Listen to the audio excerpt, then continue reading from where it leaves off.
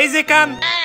আরে ভাই খাবারটা তো মাটিতে পড়ে গেছে, আপনি এটা দিবেন কেন? আরেকটা নিয়ে আসেন। আরে বেটা খাবার যেটাই সে পড়ছে ওইটাই তোর চেহারা চেয়ে বেশি পরিষ্কার।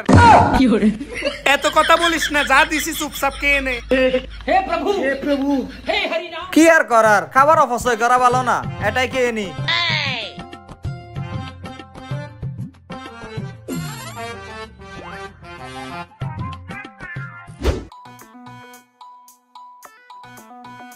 স্যার মাংস কি আরেক পিস দিব? No no, it's okay. ঠিক আছে স্যার, আর কিছু লাগলে বলবেন।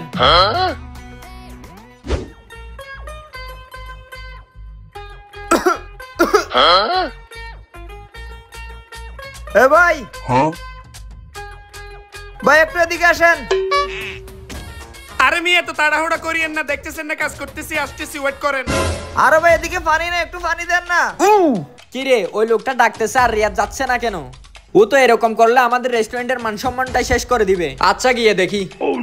কিরে বেটা, তোর কাস্টমার তোর কতক্ষণ ধরে ডাকতেছে পানির জন্য, পানি দিছিস না কেন? আরে বেটা এই গ্রামের ক্ষেত্রে রেস্টুরেন্টে কেন আসছে সেটা একটু বুঝি না। ওর যাওয়া উচিত ছিল রাস্তার পাশের কোনো হোটেলে গিয়ে রংসার বেলা বিস্কুট খাইতো না, বড় রেস্টুরেন্টে চলে আসছে। আসার প্রত্যেকে আমারে জ্বালাচ্ছে, এটা দে ওইটা দে।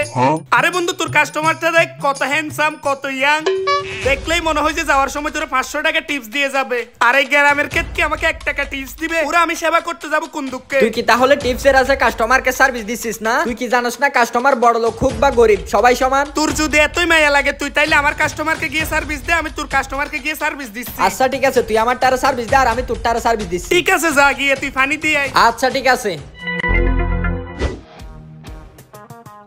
ওয়েটার, এই ওয়েটার, শালারেরা কোথায় গেল? জি স্যার। এতক্ষণ ধরে ডাকতেছি, কোথায় ছিলা? কথা কি কানে যায় না? স্যার একটু বিজি ছিলাম আমি। তাড়াতাড়ি পানি ডালো। জি স্যার এক্ষুনি দিতেছি। এই যে স্যার নেন আপনার পানি। স্যার এখন থেকে সার্ভিসের জন্য আপনি আমাকে ডাকবেন, আমি আপনাকে সকল সার্ভিস দিব। আচ্ছা ঠিক আছে, ওকে। ঠিক আছে স্যার।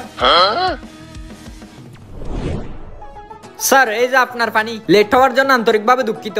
ঠিক আছে ভাই, কোনো সমস্যা নাই। ওয়েটার, এই ওয়েটার। রোম রোম ভাইও। জি স্যার। একটা কোল্ড ড্রিঙ্কস নিয়ে আসো। আচ্ছা ঠিক আছে স্যার, এক্ষুনি আনতেছি।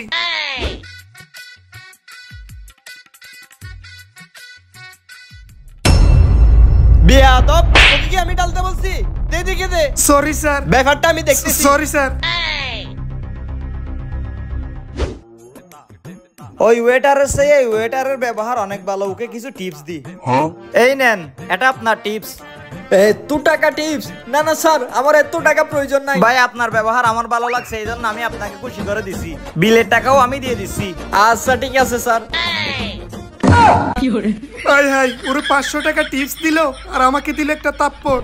কি রে দেখছস, তোর ওই গরিব কাস্টমার আমাকে 500 টাকা টিপস দিল, আর এই ধনী কাস্টমার কি করলো, তোর একটা তাপ্পড় দিল।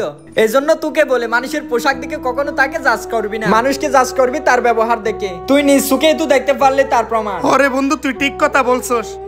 আমি এতদিন মানুষকে শুধু ধনী গরিব হিসাবে বিবেচনা করতাম, কোনো মানুষ হিসাবে বিবেচনা করতাম না। আজকে বুঝলাম পোশাক আশাকে ধনী হলেও মানুষ মনের দিক থেকে ধনী হতে পারে না। মানুষ মনের দিক থেকে ধনী তখনই হয় যখন তার ব্যবহার সুন্দর থাকে।